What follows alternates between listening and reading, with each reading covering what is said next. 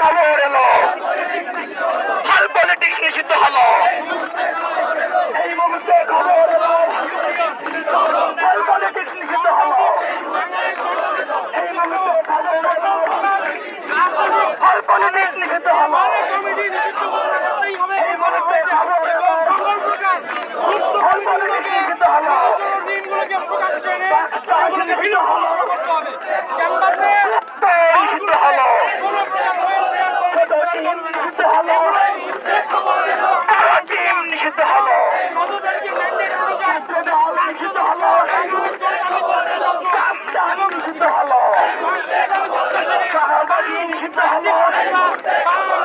এই মুহূর্তে খবর এলো, আমাদের দাবি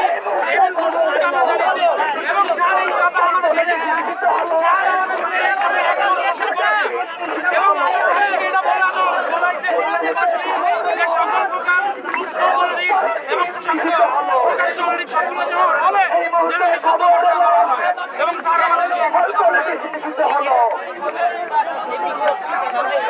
আগামীকালকে প্রমুখ স্যারদের সাথে মিটিং আছে সবগুলো হলের এবং মিটিং এর পরে তাদের যে সিদ্ধান্ত আসবে সেই আলোকে আমাদের এই কর্মসূচি পরবর্তী কর্মসূচি আমাদের এই কর্মসূচি উত্থাপন করা না। এটা 2024 সালের 17 জুলাই আওয়ামী লীগকে হল থেকে বিতাড়িত ছাত্রদলকে ছাত্রলীগকে বিতাড়িত করার সময় আমরা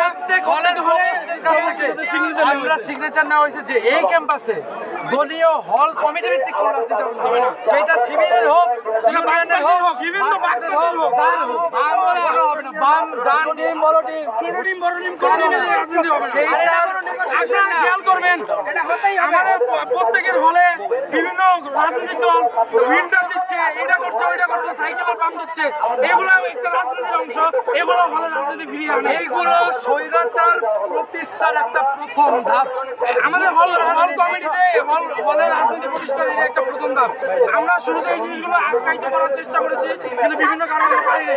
কিন্তু আজকে প্রকাশ্যে যখন ছাত্রদল কমিটি দেয় তখন আমাদেরকে মনে হয়েছে যে আবারও বিশ্ববিদ্যালয়ের হলগুলোতে এরকম ফাঁসিবাদী ছাত্র সংগঠন গণরম গেস্টন চালু হইতে পারে।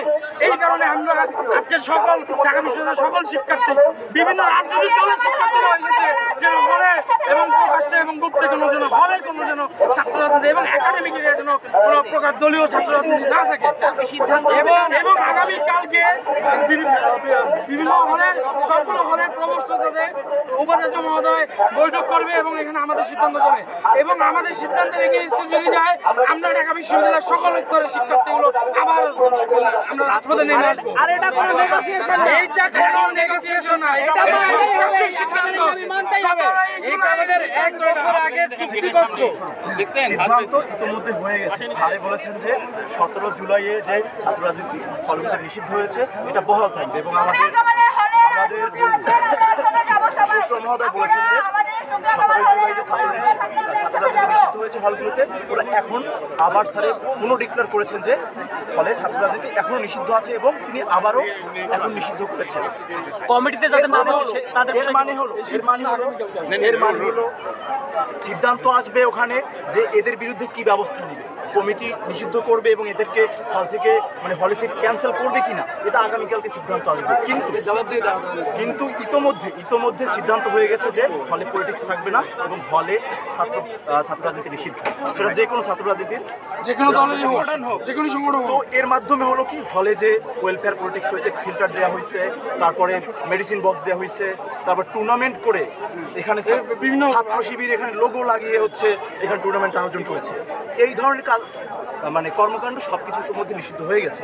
এর ফলে এখন যে আপনার হলে ফিল্টার তারপরে এই জাতীয় যত ওয়েলফেয়ার পলিটিক্সের এলিমেন্টগুলো আছে যেটা পলিটিক্সের একটা অনুষঙ্গ, পলিটিক্সকে হলে প্রবেশ করা এগুলো সব হল প্রশাসন সরানোর সিদ্ধান্ত নেবে।